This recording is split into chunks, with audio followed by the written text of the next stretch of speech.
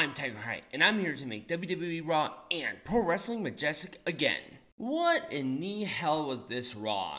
It was all over the place. Some things were good, some things were really bad. I mean, I've seen bad, but this was like particularly bad in a few places on Raw. So, I don't necessarily have all of the Judgment Day out here, but I like this picture, so we're just going to go with it. Damian Priest and Finn Balor kick off Raw, Cody comes out, and then there was the attack on Cody's ankle. Are we really going to be doing the whole Cody has an injury, but he's going to fight through it because he's Superman gimmick? Sure. I guess we can go with it. I like me some Cody Rhodes, but Jesus Christ, why do we have to do this again? He was selling it like he stepped on a Lego. Not sure if that's a good or a bad thing. He's facing Damian Priest, which should actually be a good match. Despite the injury angle. Sure. Kind of lame, but I guess I can dig it. I know it's going to be a good match overall. I'll give it an Orange Cassidy thumbs up, and that's being nice. So up next was New Day taking on the Alpha Academy. Why? Because apparently Akira Tozawa.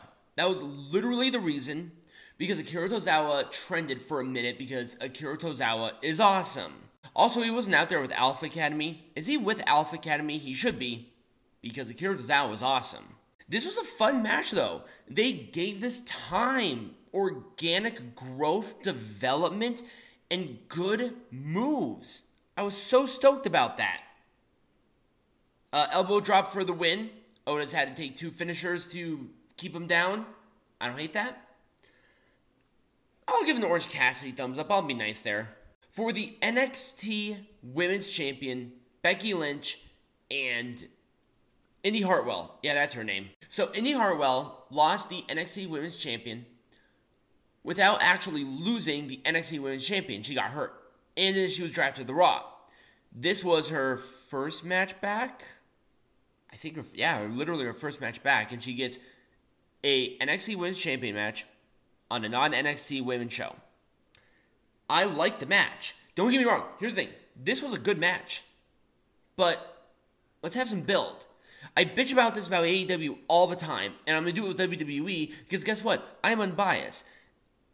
Build, people. Build. This would have been so much better with maybe a little character development and a little build because the crowd was absolutely dead as silent for Indi Hartwell. Put her in some matches. Have her win some matches. Give her some momentum. The crowd sort of lit up at the very end here, but that's sort of when they did. Disarm her for the win. Orange Cassidy, thumbs up. A 5-way women's contract signing. Why? Why? This is one of the low points. You knew that was going to be another massive attack. Okay, it's cute and fun and interesting for the first 2-3 times. But this is like the 5th time, and Nia Jax was the only one talking, and she looks absolutely awful. I have no idea why they decided to put her in white. She looks like she's wearing a fucking diaper, and she's sitting there projecting some sort of emotion, saying she's instigating you to attack while wearing a diaper. Bitch, your diaper rash is instigating me on giving this a thumbs down and a fuck you. Johnny Gargano and Giovanni Vinci had a match. There was nothing here that gripped me to anything interesting. It was one final beat for the win. It gets a thumbs down. I'm sorry. It's kind of weird seeing that with a Johnny Gargano anything, but nothing happened here. There was no progression of anything. Why? Seriously, why? So, I did not think that Logan Paul could look any better, but then he put him next to Dominik goddamn Mysterio. Dude, okay, Logan Paul is a part-timer. Look at how he looks. Dominik Mysterio is a full-timer, and look at how he looks. He looks like a Make-A-Wish kid. What the hell's going on here? Here's the thing. I even like their back and forth. Talk about just a team that would be insufferable. Oh my god. WWE, if you are smart, put these two in a team, have them win the tag belt. Put the belt back on Cody and Jey and have these two beat them and be the biggest heels in wrestling. Oh god, who's like a really heel tag team? A tag team that people really hated. Let's take the Midnight Express in the 80s. Take that team and kick a bag of puppies into chunks of oblivion. And they would be more over as babyfaces than these two giving each other a high five. That is how absolutely insufferable and heelish they are. Oh, and then Ricochet attacked them because apparently that is not squashed. It should be. It should have been. But I see potential here. Apparently they are more heel than two grown-ass men kicking a literal bag of puppies. We're just going to roll with it, though. I'll give it an Orange Cassidy thumbs up. I liked more than I hated. It was an unexpected surprise. Sure, we'll go with it. So, Chelsea Green and Piper Niven taking on Natalya and Nikki Cross. Because apparently Tegan Nox, once again, got hurt. Why did we bring back Tegan Nox? I'm sorry, I like Tegan Nox, but she got hurt fucking again. Injury prone. Again. And Nikki Cross is just standing there the entire time like a lunatic. And not even in a good way where she's like, I want to play Becky. Like, that was cool lunatic Nikki Cross where she's about to chew off your head.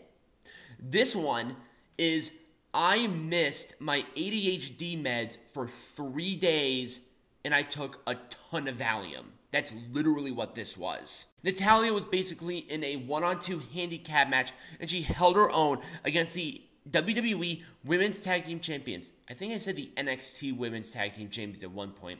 You know what? Fuck it. It doesn't really matter.